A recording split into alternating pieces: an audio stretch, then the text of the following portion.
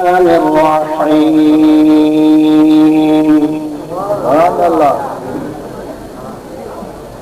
لقد كان في يوسف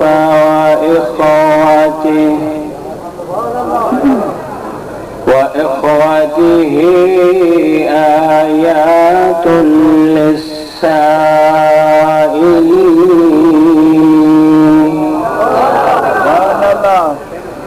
إذ قالوا ليوسف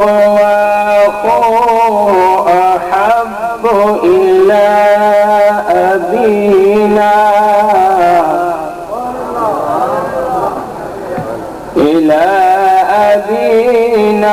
منا ونحن عصبة إن أبانا لفي ضلال مبين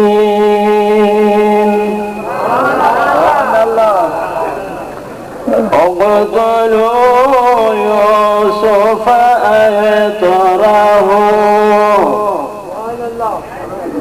أرضا يخل لكم وجه أبيكم وتكونوا من بعده